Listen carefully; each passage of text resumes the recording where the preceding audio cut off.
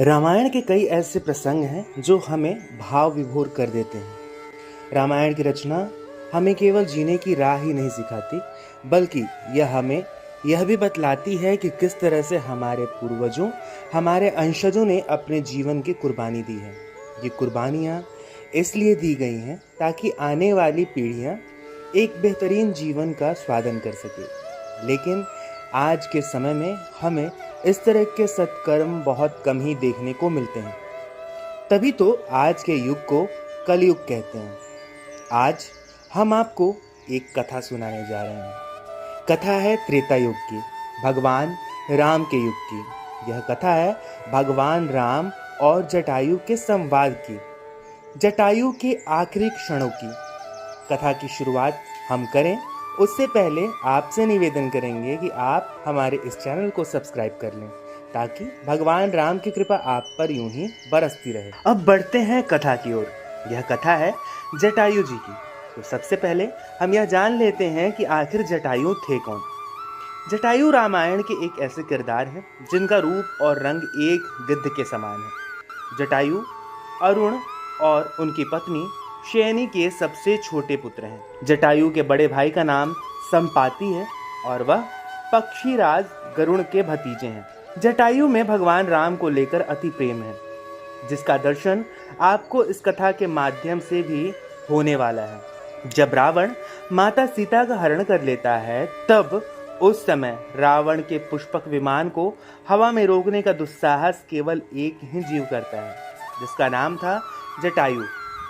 गिद्धराज जटायु की पर्वत जैसी भुजाएं रावण के विमान के आगे एक बड़े अवरोध का काम करती है।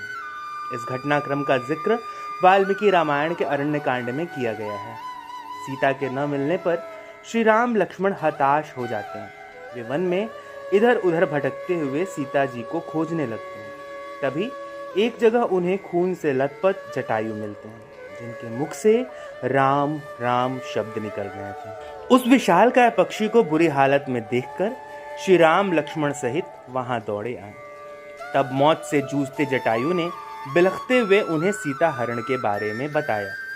जी हाँ दोस्तों, यहाँ एक बात साफ तरह से समझ लीजिए कि राम और लक्ष्मण को सीता हरण के बारे में बताने वाला कोई और नहीं बल्कि जटायु ही थे। जटायु ने कहा, आयुष्मान जिन्हें आप खोज रहे हैं, उस देवी सीता को मेरे रहते भी एक राक्षस ने अगवा कर लिया। रघुनंदन, तुम्हारे और लक्ष्मण के न रहने पर नीच निशाचर रावण पंचवटी में आया था। जब वह बलपूर्वक देवी सीता को हर कर ले जाने लगा तो रोना सुनकर मेरी दृष्टि सीता पर पड़ी। तभी मैं उन्हें बचाने उड़ा और रावण को ललकारा। मैंने अपनी पूरी शक्ति सामर्थ्य से रावण पर प्रहार किए। उसका मुकाबला करते हुए उसके रथ छत्र इत्यादि सब नष्ट कर दिए।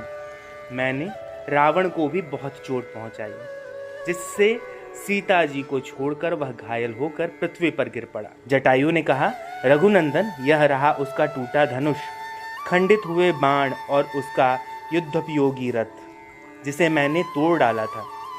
यह उस पापी का मरा हुआ सारथी है। हे राम, मैंने पुत्री समान सीता को बचाने के लिए प्राणों की भी परवाह नहीं की। मैं बूढ़ा निहत्था हूँ, फिर भी उस महाबली मायावी रावण का सामना किया। जब मैं थक गया तो उसने तलवार से मेरे दोनों पंखों को काट डाले और एक विमान से विदेह कुमारी को दक्षिण दिशा की ओर ले गया। जटायु की पीड़ा को देखकर और उसके मुख से सीता हरण की बातें सुनकर राम ने अपना महान धनुष फेंक दिया और जटायु को गले से लगाकर रोने लगे। इसके बाद राम को जटायु ने जो बताया, उसी के माध्यम से राम ने सीता की खोज शुरू की। नहीं तो परिणाम ऐसे होते हैं कि राम को यह पता भी न चल पाता कि आखिर सीता कहाँ गई और किसने उनका हरण किया। जी हाँ, अपने आखिरी क्षणों में जटायु ने राम से कहा कि हे राम, मैं कितना सौभाग्यशाली हूँ कि अपने प्राण आपके गोद में सर रखकर त्याग रहा हूँ। लेकिन राम, मैं अभागी भी हूँ कि अपने आखिरी पलों में भी मैं सीता की रक्षा न कर पाया। जटायु ने कहा, हे राम, मैं जो आपको बताने जा रहा हूँ उसे ध्यानपूर्वक सुने, नहीं तो आप कभी भी माता सीता का पता नहीं लगा पाएंगे। हे राम, मैं जिस रावण की बात कर रहा हूँ वह कोई और नहीं है बल्कि विश्रवा का पुत्र और कुबेर का भाई है। वह दक्षिण दिशा में लंका में रहता है। इतना कहकर जटायु ने अपने प्राणों को त्याग दिया। दोस्तों, यहाँ समाप्त होती है गिद्धराज जटायु की कथा। कथा को लेकर आपके मन में कोई संशय या सवाल हो तो उसे कमेंट बॉक्स में लिखें। कथा अच्छी लगी हो तो इसे अपने मित्रों, बंधु बांधवों के साथ साझा करें। जाते जाते इस चैनल को सब्सक्राइब करना ना भूलें। अब अगले वीडियो तक के लिए दीजिए हमें इजाज़त। हमारे सभी साथियों को हरे कृष्णा।